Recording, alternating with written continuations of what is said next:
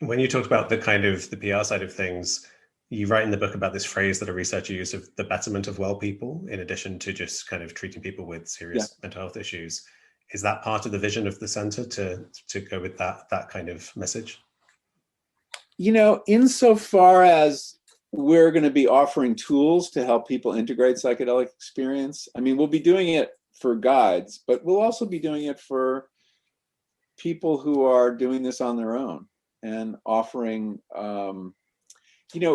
psychedelic experience is in and of itself can be very interesting, but easy to kind of dismiss as a drug experience, right? And people who use the drugs as teenagers often have this feeling, that the drug, I got the drug made me think all these wild things or gave me these hallucinations. It's only when you integrate the experience carefully, which is to say, discuss it, think it through, apply it to your life, turn it into a narrative, because it's often not a narrative. It can be very jumbled, very chaotic. And it's only in the telling that you begin to make sense of it. And that got short-circuited in a lot of recreational use of psychedelics.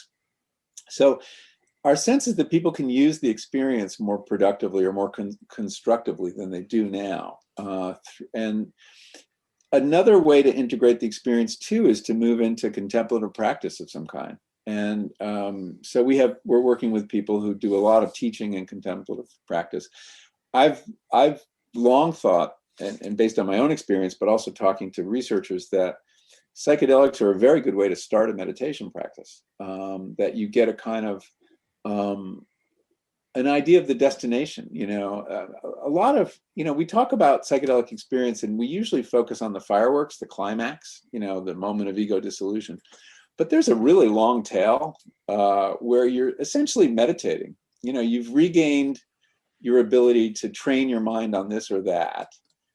You're no longer commandeered as you are at some points in the trip, and it can be a very productive meditation because you can block out things and go really deep.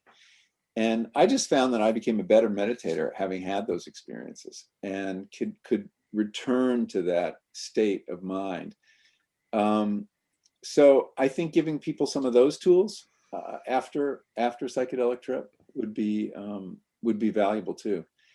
But I do foresee a time when people who are not clinically mentally ill have access to psychedelic therapy in the same way they already have access to psychotherapy. You don't need a diagnosis of depression or anxiety necessarily to get psychotherapy. People go when they're unhappy, when they have stresses in their life, when they're,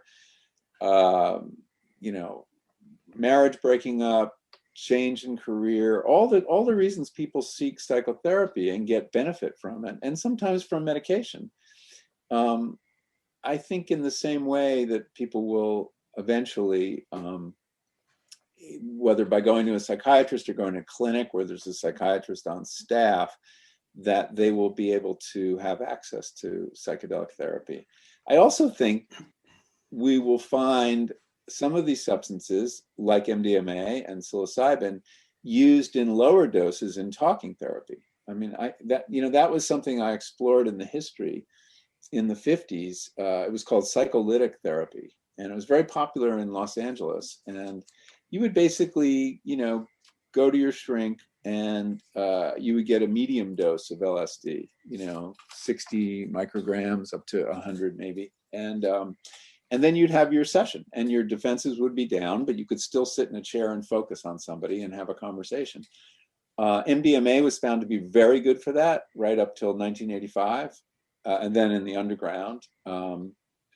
So I do think it'll find its way into psychotherapy and be available to people who are not clinically mentally ill. Yes. I'm hopeful anyway. I mean, I think it has great value. Yeah. I mean, we're all, look, we're all on a spectrum. I mean, the whole idea that, you have a DSM diagnosis is it's really an artifact. All of us are depressed sometimes. All of us are anxious sometimes. All of us have issues that we want to work on. And these substances have the potential to help many, many people.